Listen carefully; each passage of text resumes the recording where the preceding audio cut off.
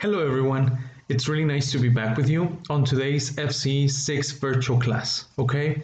So, I hope you haven't had any troubles with these videos, that everything is clear, and let's get started with today's class. First of all, guys, let's go over what we're going to see today, okay? The first thing that we're going to do is to check the activities that were assigned as homework on your workbook on page 94. Remember, teacher Rafa is going to check that with you, okay? Then we're also going to check reading part 2 on practice test 4 and vocabulary revision. That is with teacher Laurita. Remember that these practice test 4 was assigned to you before, it was like on March 20th that it was assigned to you, and the vocabulary revision from last class, okay? And then in our student book, today we're going to be working on speaking and writing a complaint, okay? Your favorite thing to do, to write a complaint, right? Okay, that would be on Unit 8, Lesson E, okay? Pages 102 and 103. Today we also have some homework for you guys, some workbook, and it's going to be assigned there in the video as well. The last two things for today, first we're going to check reading part 3 on practice test 4. That is with teacher Laurita as well. And the last thing, guys, we're going to assign some vocabulary practice on the use of English parts on practice test 4. Remember that before we actually get to check this assignments, we give you some vocabulary activities to work on. So therefore, it can be better for you guys to understand. Once you know the vocabulary, then you go ahead and answer this. Okay? So let's get started now with teacher Rafa. Hey guys, it's good to be back. Today we're going to be working in TED Talk. I expect you have already seen it because we're gonna check the answers from the exercises from that TED Talk. In my opinion, it was a really interesting one because I think that most of us have felt like that in some occasion, like being nervous on the stage or talking in front a lot of people. So let's go ahead with the exercise so we can end this quick. 1. Listen to the extracts from Safwat Salem's TED Talk and select which meaning of he uses in each statement. 1. I just had to grunt a lot for that one. Simply. 2. I just sat there on the computer hitting refresh. Simply again. 3. This was just the first of a 2-part video. Only. 4. I just could not do it. Simply. 5.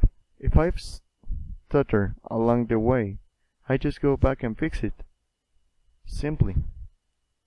6. And just a year before that number was about 8%.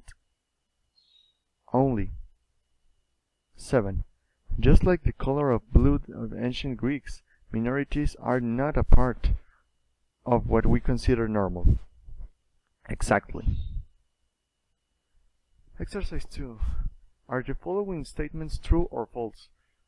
Well, this exercise is kind of easy, boys, if you put attention. So, number 1. Salem was self-conscious about his accent when he was a boy. This was true, guys, because that's one of the first things that he says. Number 2. Salem uses very different accents for each of his animated characters. This one is false because he also says that he's comfortable with his accent code, so he doesn't want to change it. Number 3. Salem realized that people were reacting to his accent because they didn't think it was normal for an editor to have an accent. True. This is the main reason about the people start complaining on the comments of his videos. 4. At first, Salem took the comments about his accent very personally. True. Guys, I think that we all of us and the first bad comments about something that we done, our work, our homework, or anything else, if we get good comments, we are happy. But if we get bad comments, we start to get like, oh boy, I shouldn't have done this. 5.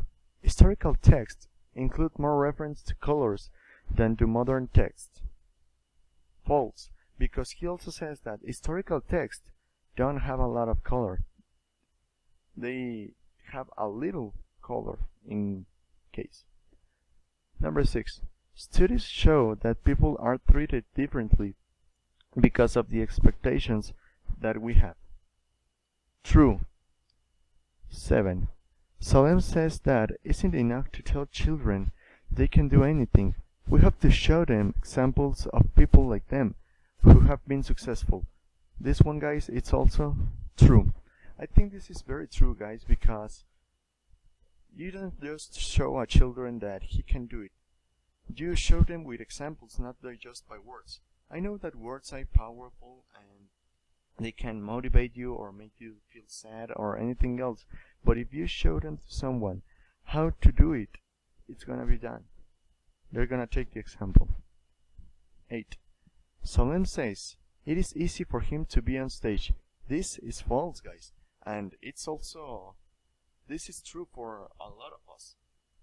And we as teachers, we know how hard it's to talk in front of a lot of people. Number 3. Read this sentence and paragraph. Look at the places in the text marked by A, B, C, and D. In which place could the sentence be added to the paragraph? Choose A, B, C, or D. And the most popular theory for why that might be the case is that cultures begin to recognize a color only once they have the ability to make that color. In this case, guys, this sentence will fit perfectly after the letter B. So, for the last exercise, match each word with the sentence that shows its meaning. Number 1. Somewhat constructive. It will be letter C. The comments the people made about Salem's accent were little helpful, but also a little offensive.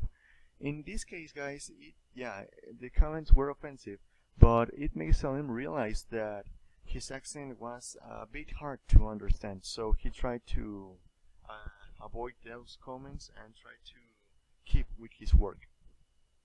Number 2. Breakdown. It will be F. Sometimes people have so many problems all the time that they get anxious and upset and can't do anything. This is something normal, guys. We also experience these kind of things day by day. For example, in the school, when you have a lot of homework and you get anxious and upset and you can't do anything because of the frustration, or in many other cases. 3. Around. These guys will be letter D. When I arrived at school, I was surprised not to see anyone in the building or nearby. 4. Humorous. It will be letter A. Sometimes misunderstandings can lead to funny situations. Guys, this is true, but also misunderstandings in most of the cases lead to a bad situation. Number 5. Huge step. E. Getting positive feedback from people who didn't know him was a very important event for Solem to increase his self-confidence. This is also true for all of us, guys. When you get good feedback from your work or from anything you're doing, and even if it's from a stranger that you don't know, it means that he liked it. And not only him, a lot of people will enjoy for this. And for the last one, guys, at this point I think it's obvious. Self-conscious, it's letter B. Salem has always felt a little embarrassed about the way he speaks. Guys, this is not something that he thinks about himself. This is something that he thinks after the people criticize him because his accent. Okay, guys, this is everything for this session. So I hope to see you soon, guys. Goodbye and good luck. Hi guys, good to talk to you. So let's review reading part 2 of our practice test. The answers that you were supposed to have for today. Okay guys, so moving on to the following exercise. We had to classify the following vocabulary words in the correct category. Remember that these words are are the ones that you need in order to answer reading part 2 from practice test 4 in your green book. So we have these lists of words, and you were supposed to classify them. And well, here are the answers. So you can check and correct the ones that you misclassified. So we had the category of phrase, and a phrase is just like a common phrase, which in this case is a case of. And we also have the category for phrasal verbs, which in this case is to set someone apart from. And we have 4 different verbs and a series of nouns, which like most of the words are actually nouns. And we also had several adjectives and 1 adverb, which is randomly. So just so you can compare this to what you have in your notes. Guys, let's check the vocabulary words from this word search. So we have attribute, determine, fulfilling, initiative, major, potential, salary, vital, contemplate, feat, hire, intellectual, pace, priority, secure, wealth, content, field, identify, invaluable, perspective, randomly, straightforward, and willingness. Okay guys, so let's look at the following definitions. Remember, as I pronounce the words, I would like you to repeat after me. So we have willingness, and it is to feel, the feeling of being ready to do something. Okay, then we have hire, which is to employ somebody for a specific job. Then we have initiative, which is to the ability to make decisions without being told what to do. Yeah, to be the first one to do something, right? Okay, then we have set someone apart from, which is to show that somebody's different, that something makes that person special from the rest. Then we have number 5, contemplate, which is to think about something or to consider. We also have number 6, field, which is an area of work. You can say the field of medicine, the field of physics, the field of astronomy, etc. Okay. Then we have, repeat after me, perspective, which is a way of looking at things. It's just like the word in Spanish. Then we have content, which is to be happy or satisfied. Then we have major, which is really important. For example, I can say, oh, this is a major pandemic or a major disease. Okay, an important disease, an important pandemic. Then we have number 10, fulfilling, which is it's a synonym of satisfying. Then we have intellectual, related to the mind or to the intellect, right? Okay. Attribute, which is quality. An attribute is it's just something good about someone or a positive aspect. Then we have aptitude test, which is a test that is made to see if somebody has a natural ability for a specific job. Okay, so maybe it'll show you if you're good at math, if you're good at I don't know, economics, if you're good at being with people, etc. For number 14, we have a case of, and the definition is a matter of or a question of. Yes. Then we have 15, randomly, which means by chance or by luck or by probability. Then we have number 16, straightforward, easy and clear, not complicated, simple, short. Okay, that is a synonym for straightforward. Then we have feat, which is something difficult, needing a lot of skill or strength to achieve. So you need to be very prepared in order to achieve it. It means that it's feat. Okay. Number 18, self-awareness, is knowledge of yourself. This is a term that is widely used in yoga, for example, and it just means to be conscious of where you are and of the present. 19, vital. It means essential, just like in Spanish. Number 20, pace, is a synonym of speed. How fast you're going, or what is the velocity at which you're traveling, for example, or at which you're transporting yourself or going, or how fast you're working on something. Okay, number 21, identify, which is to name. I can say, oh, please identify the suspect, or please name the suspect. 22, determine, to decide about, to determine, for example, a solution, to decide about a solution. Number 23, a priority, things you give most importance to. Okay, so this is what is on top of your list of things to do first. For number 24, wealth is a large amount of money or possessions. So, yep, it's just a synonym for richness. 25, secure. It means to be safe. Easy. Salary is a monthly payment from your job, which is for performing a specific task or a specific set of tasks, and it is what you get paid every month or every year or every certain period of time. Potential is the possibility that something will develop in a certain way. And lastly, invaluable is something that is so important, of high importance. Please write down one FCE level sentence of at least 8 words for each of the following vocabulary words. So for number 1, we have set someone apart from.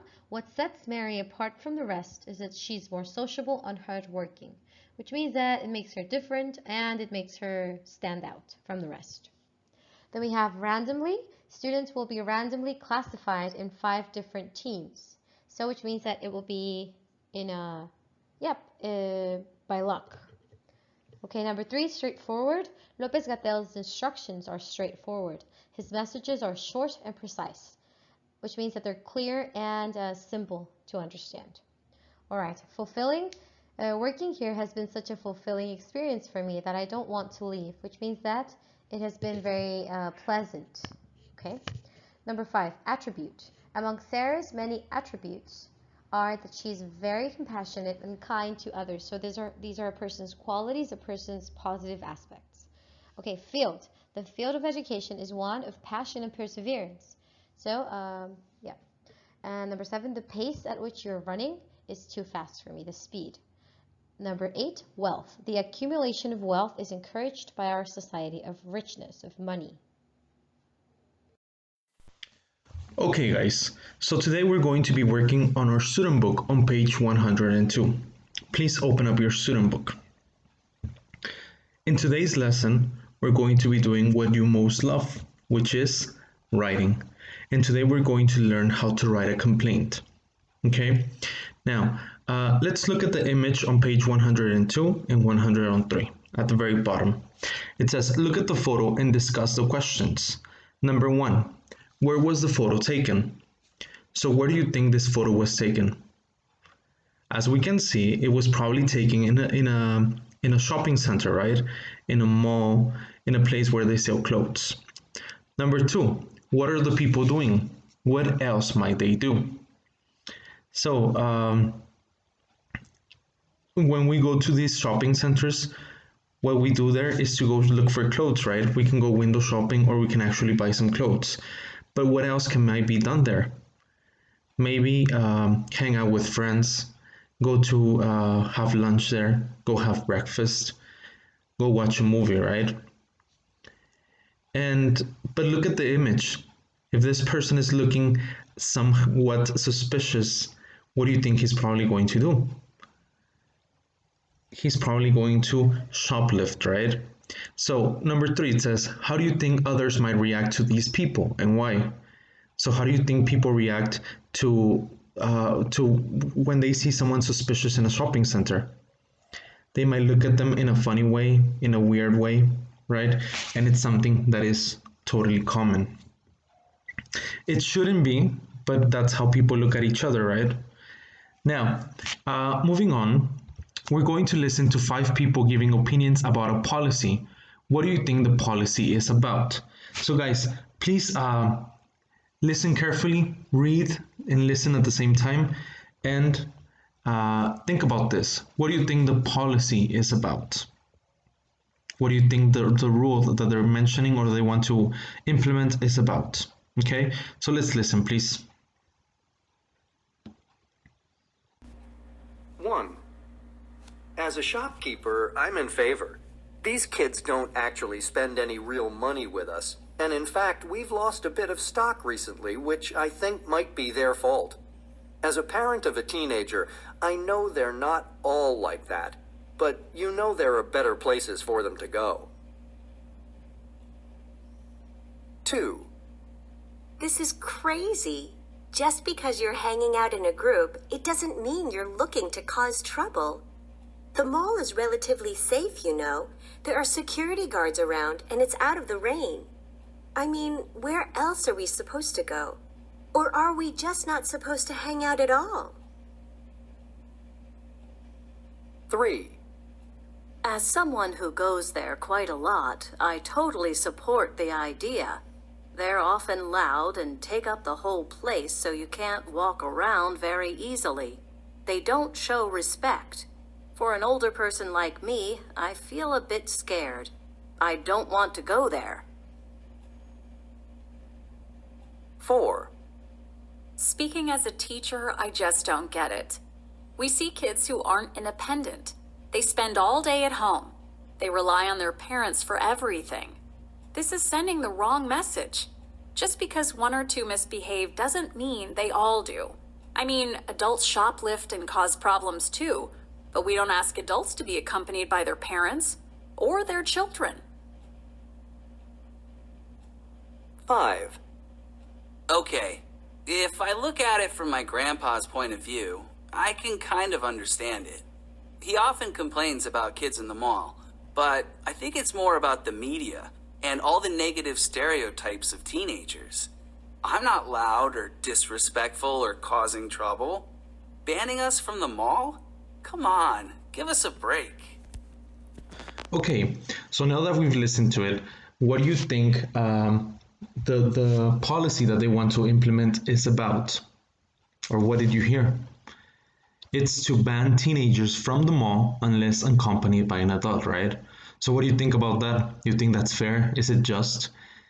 How would you feel if they wouldn't let you in the mall unless you were accompanied by your mom or by your dad or by any other adult, but you couldn't go with your friends or you couldn't go by yourself? How would you feel, guys? That's kind of not so cool, right? Okay. Now, what we're going to do, again, you have to listen to 5 people again. So if necessary, guys, think about this. Who is speaking in each case, okay? So if it's necessary, go back to the audio, play it again, and therefore, you know who is speaking in each case, okay? If you have already taken notes, let's go ahead and check. Number 1, the first person that is speaking is a shopkeeper, right? A shopkeeper. Now, the next one is a teenager that is criticized by going with his friends, right? Now, the next one is not so clear. It can be an older person or a parent.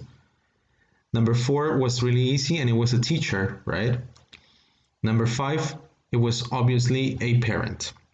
So what we're going to do next, guys, please go back to the audio. This time you have to go back to the audio, and you have to pay special attention to see if each of these 5 people are for or against the policy, and you have to say why. Okay, so play the audio again, go back to the audio, and once you've done that, we're coming back to check this, okay?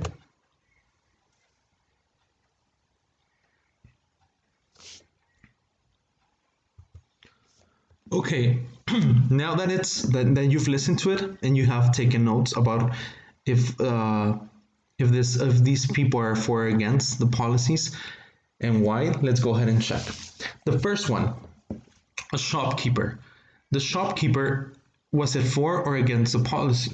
The shopkeeper is for, right? He thinks it will reduce theft. Okay, so therefore, if there are no teenagers by themselves on the malls, they would not be able to steal things. That's what he says. Now the next one, a teenager. Is he for or against the policy? He is obviously against, right? And he believes that the mall is safe and a place for teens to hang out. There's security and everything, right? Now number 3, an older person or a parent. So is he for or against the policy? He is 4, right? And he thinks that teens are disrespectful and threatening. Okay, that's what he says. Now, number 4, a teacher. The teacher is obviously, like teacher Efrén, teacher Laurita, and teacher Rafa, we are against the policy, right? Because we know that teenagers don't all misbehave, and you guys and everyone needs to become independent, right? So imagine going everywhere with your parents. That wouldn't be so independent, right? And finally, a parent.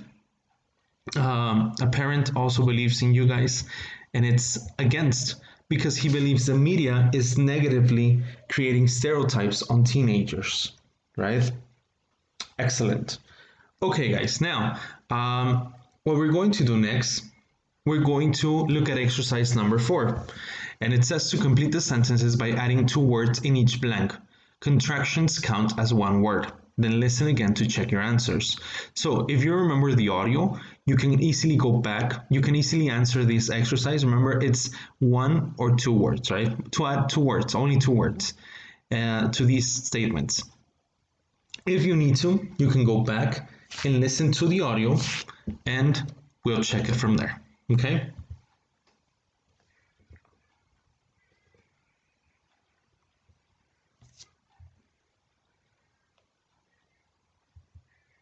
Great.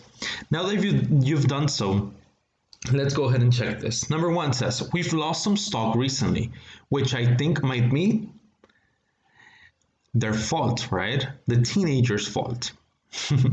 Number 2, it says, I mean, where else are we go? Are we just blank to hang out at all? So the first one was supposed to go, or are we just not supposed to hang out at all? Okay, great. Number 3, as blank goes there pretty often, I blank the idea. So as someone who goes there pretty often, I totally support the idea. That's what was in the audio, right? Number 4, blank 1 or 2 misbehave, blank they all do. That one's easy, right? So just because 1 or 2 misbehave doesn't mean they all do. Blank adults shoplift and cause problems too. I mean, adults shoplift and cause problems too. Number 5, if I look blank from my grandpa's blank view, I can kind of understand it. So if I look at it from my grandpa's point of view, from my grandpa's point of view, I can understand it, right? So guys, remember you were supposed to identify the exact 2 words in each of these blank spaces to write down, okay? Great. So guys, today we're going to go over some useful language, okay?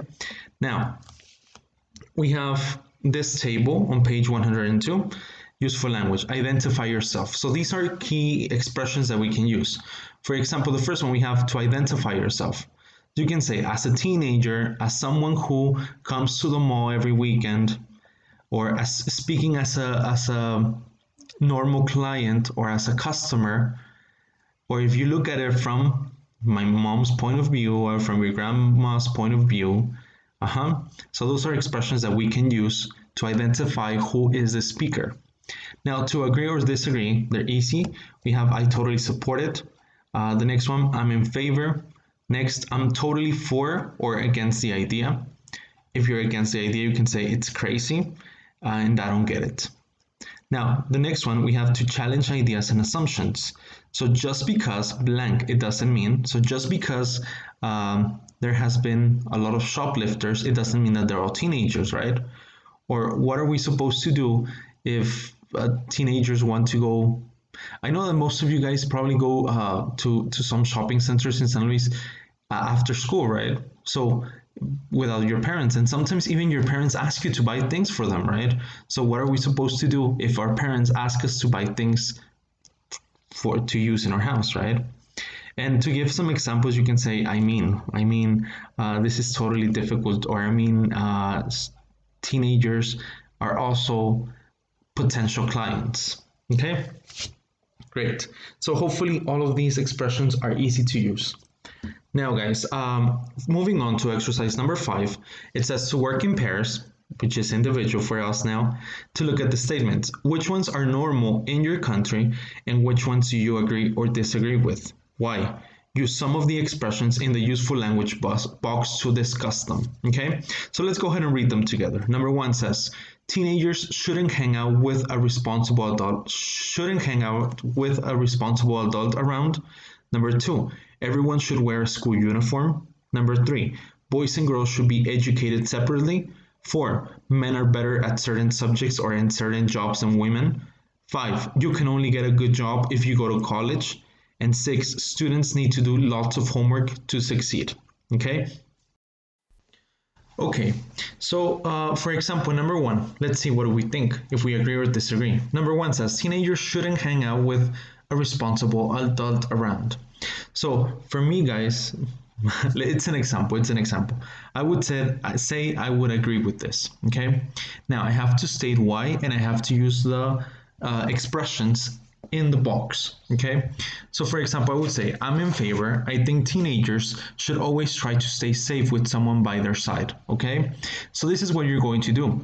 You're going to state if you agree or disagree with these statements based on how normal they are in our country, and you're going to state why.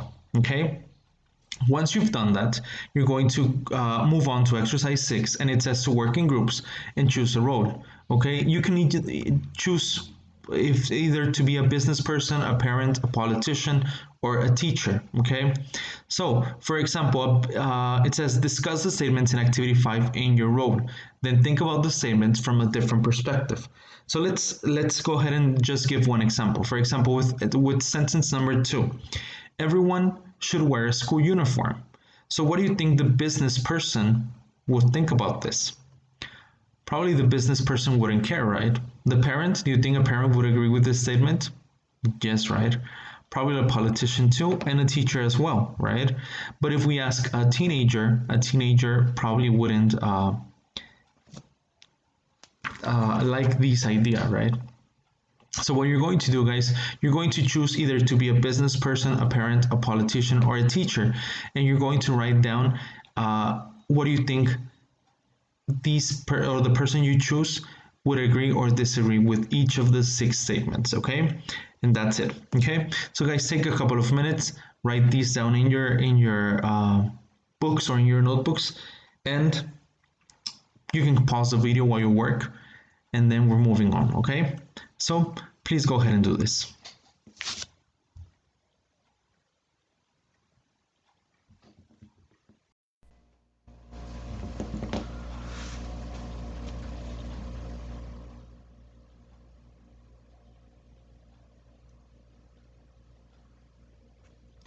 Okay, so moving on to exercise number 7, writing a complaint. It says that one of the speakers in activity 2 mentioned negative stereotypes about teenagers in the media. So remember, this speaker said that teenagers are irresponsible and threatening. So do you think they fit? Do you think those stereotypes are true for everyone? And how does that make you feel? That is completely false, right? But I want you to think why. What things you do that make you responsible and safe to other people. Okay, and number 8 says, do you think there are any stereotypes in the media about these groups of people? Are they positive, negative, or neither? So what about for boys? Are there any stereotypes in the media? Probably not, right? Maybe boys with special toys, playing cars, right? That's it. What about old people? Business people, people from your country? Not all Mexicans wear a hat, right? Girls and students. So guys, what I want you to do is to think about this. Are there any stereotypes? What stereotypes are there? And are they positive, negative, or neither? Okay, if you can, please write down next to each one, what do you think? Okay, great. Okay guys, so now we're going to move to page 152 in the writing bank section, page 152, and there we're going to focus on unit 8, a complaint. So let's go ahead and read it. As we can see, there are 3 paragraphs, an opening and a closing, right? So it says, dear sir or madam, I'm writing to complain about the recent reporting on the issue of immigration in your paper. In your reports, you frequently suggest that migrants who come to this country are looking for benefits and are involved in crime. While there are obviously unemployed people or criminals among the migrant population, official statistics show that there is a larger percentage among people who were born here. You have also used language such as swarm and flood, which suggests migrants are not human and are a dangerous problem. As the granddaughter of an immigrant, I find use of this language very upsetting, and I think that if a paper uses it, it often makes other people feel they can say similar things. My grandfather worked hard to make a home here, and for me, it is my home. But your reporting makes me feel I'm not a normal citizen. I'm not saying you should stop campaigning for immigration controls. Everyone has a right to their point of view. However, I would like you to stop using the stereotypes and generalizations to make your point. Migrants are all individuals like us, just born in a different place. Sincerely, Maria Azar. Great. So in the first paragraph, guys, what you have to do is to say what the general problem is in the first sentence and give details about the problem, including examples in the first paragraph. So why are you writing this, and what is the problem there? Okay. Then in the body, you have to explain how the problems have affected you. Okay, and finally you have to complete a complaint by asking for some kind of action. So in this case, the writer is asking to stop those discriminative comments, right? Okay, so if we look at exercise number 9, on number 1 it says who is the person writing to and why. So this person is writing to the editor of a newspaper to complain about how the newspaper reports the issue of immigration. How does she feel and why? She feels totally upset, right? She is the granddaughter of an immigrant. And number 3, what does she want to happen and why? She wants the newspaper to stop using stereotypes and generalizations about immigrants. Okay, so this is a complaint. It's just 3 paragraphs, guys. First, you have to state the problem. Second, in the second paragraph, you have to say how has the problem affected you. And in the last paragraph, you have to say what you want the other person to do. In this case, to stop those comments, right? And you have to close the statement. Okay, now, I think this is kind of easy, and I think we can also do this, right? Okay, good. Now guys, if we go back to page 103, we have the writing strategy box. And it says, when we write to complain about something, we have to say what the general problem is in the first sentence. So you have to start straightforward. Then it says to give details of the problem, including times and examples. So what has the problem been? Since when, and give some examples. Explain more about how the problem has affected us, or you in this case. Ask for some kind of action. What is the action? What needs to be happen? And sometimes say what we will do next if we're unsatisfied with the response. So what actions will you take if this person, or if the complaint, what you're writing about to complain, is not stopped immediately? So guys, remember that the writing is more effective if it's polite, if it's fairly formal, it has to be formal, and if it uses linking words such as however and while, okay? So you have to stay formal. Now, on exercise number 10, it says to work in pairs and read the complaint on page 152 again and discuss. We have already done this, and we have already discussed a little, right? So, does the writer follow the advice in the writing strategy box? Yes, right? She states the problem, she says how has it affected her, and she gives some examples as well, right? And she mentions the action that she wants to be taken. Now, number 2, what other details could the writer give, if any? So probably if she has been stereotyped, what have people told her for being an immigrant? Okay, and number 3, it says you think complaints are worth writing and why. So you think a complaint is worth the time you spend writing it? Maybe if it's something that really affects you, it is, right? That's it. Okay, great. So moving on, guys, to exercise number 11, it says to work in groups and think of reports, policies, rules, TV programs, or movies you know about. Discuss the questions. So have you read or seen anything that you thought was untrue, unfair, or stereotyped people? Think about this.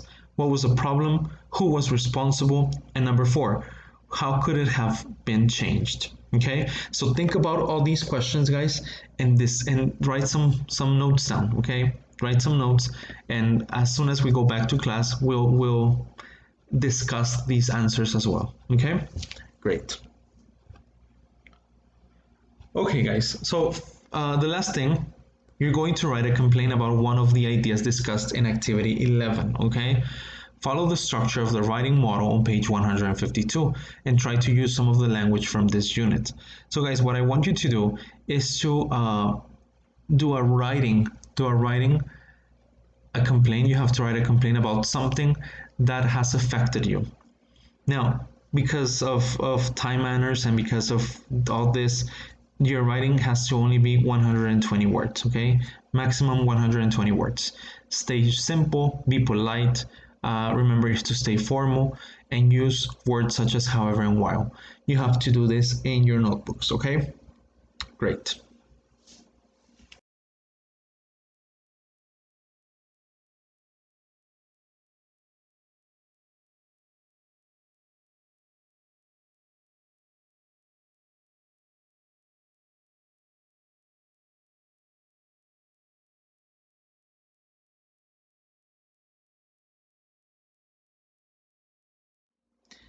Good. Guys, today's homework is something simple, something quite easy. So it's your workbook pages 95 and 96. Okay, so you're going to complete exercises all the way from 1 to 9. And these are the ones that we have discussed already in class, vocabulary that we have seen, and rules to writing a complaint, okay? Remember, we're going to check this with teacher Rafa next class. So remember, workbook pages 95 and 96. Hello guys. So I told you to read part 3 last class, but today we're going to be reading it together. Get ready. Practice test number 4, reading part 3. The Leaning Towers of the World. Most buildings are built to stand up straight, but these look as if they might fall over. A. The medieval steeple of Sesión. Until recently, the medieval steeple in Sesión, Germany, could claim the title of tower that leaned the most, amongst towers which started to lean by accident. Built in 1450, the steeple or church tower sits on foundations that the connecting church once covered after part of the church was torn down to make room for it. The foundation at the time consisted of tree trunks preserved in water, making them stable for building purposes. However, the land was drained in the 1800s, and the wood began to rot, resulting in the tower becoming unstable. In 1975, officials declared the tower a safety hazard, and people were not allowed to enter until the foundations were stabilized again, a process that took 10 years to complete. The lean of the steeple is measured at an angle of about 5 degrees, a full degree more than the Leaning Tower of Pisa. B. The Leaning Tower of Pisa. The Leaning Tower of Pisa is the most well-known leaning tower in the world. Construction of the tower began in 1173, and over 177 years passed before it was considered complete. The tower began to tilt after just a couple of floors were built on its shallow foundation of only 3 meters. It was obvious from the start that the tower would lean, but construction stopped only because of ongoing conflicts between the Republic of Pisa and neighboring areas. Fortunately, the time that passed between building stages allowed the foundation of the building to settle into the ground, becoming more solid. Nonetheless, its tilt gradually increased in the centuries after its completion, and it was eventually closed to the public in 1990, after attempts to stabilize it failed. It was reopened in 2001 after engineers removed soil from underneath its raised side, causing the tower to return to its 1838 position. C. Capital Gate of Abu Dhabi. The world's furthest leaning tower was completed in 2011. The Capital Gate Tower in Abu Dhabi was designed to lean at an incredible 18 degrees. The foundation of the building is 30 meters deep, allowing for greater stability in the 35-story tower.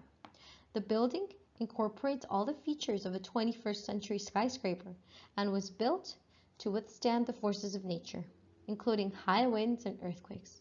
The building stands next to the Abu Dhabi National Exhibition Center and contains, among other things, a luxury hotel with wonderful views of the harbor. Also known as the Leaning Tower of Abu Dhabi, the tower is one of the tallest structures in the city. D. The Big Ben of London. One of London's most famous buildings, the clock tower of the Palace of Westminster, often referred to as Big Ben after the bell inside, is leaning. Engineers discovered the structure was leaning several years ago, although only very slightly. Now, they say the tilt is accelerating, and it can be noticed by the average person on the street. The blame lies with the various engineering projects that have been carried out in the ground below it since the late 1800s. These projects, including a sewage system and an underground car park, have succeeded in weakening the structure's foundation. In 1990, after the Jubilee Underground Line was completed underneath it, engineers carried out work in an effort to strengthen the tower.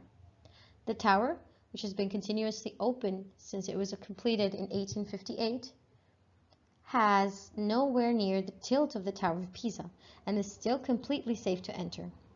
In fact, it would take about 4,000 years for Big Ben to reach the same position as Italy's famous Leaning Tower. Right, guys, let's go over the answers for this exercise. Which building is the oldest structure? Correct answer is letter B, the Leaning Tower of Pisa. Has a very small yet visible lean. Number 17 is letter D, the Big Ben of London. The next one, unintentionally began to lean before it was finished. It's number 18, letter B. Is connected to a place of worship, 19A. Leans the most of any building, 20C, Capital Gate of Abu Dhabi. Was built during times of war, number 21, the Leaning Tower of Pisa. Is located near the coast, number 22, letter C. Has been moved back into a former position, which means a previous position, remember, number 23, letter B. Has transport running under it.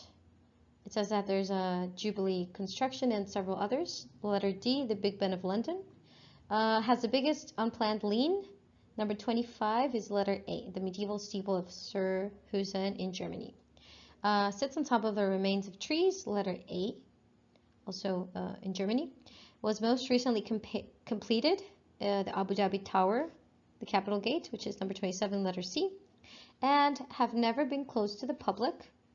28, letter C, 29, letter A, which is medieval steeple, and the Capital Gate.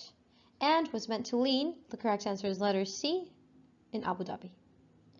Great, guys. This was meant means that it was on purpose, that they designed it to be inclined.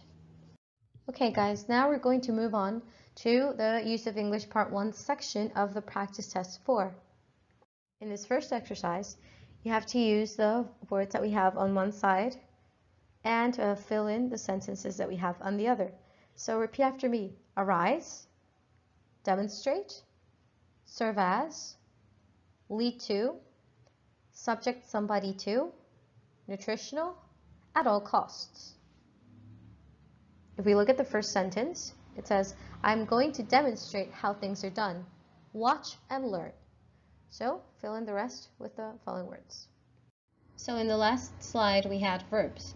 In this case, we have a series of nouns that we also have to use to fill in the sentences. We have, repeat after me, epidemic proportions, exploitation, heated debate, commentator, obesity, dedication.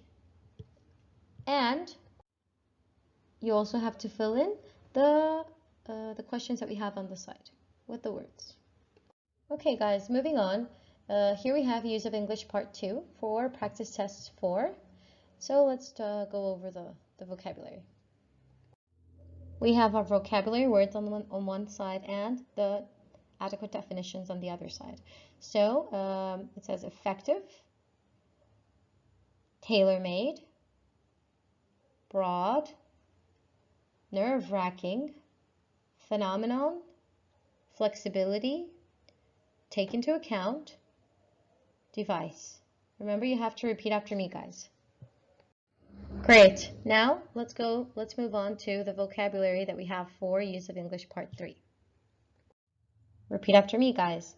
Advanced, nanotechnology, drastic, junk, spare part, turbine, pump, storage tanks, on tap. Okay guys, in this last exercise, we have a crossword puzzle with vocabulary words from the use of English Part 2 and 3. So, we have a series of sentences and we have across, and we have 4 different words for across and 3 different words for down. And, well, each word is used for each of the spaces. Please fill it in, and remember, everything on your FCE notebook, either handwritten or printed out and answered and pasted on your FCE notebook. We'll check next class, guys. Thank you. Take care. Okay guys, so this is the end of today's class. Please stay safe, stay home, and do all the assignments required. See you next video. Goodbye.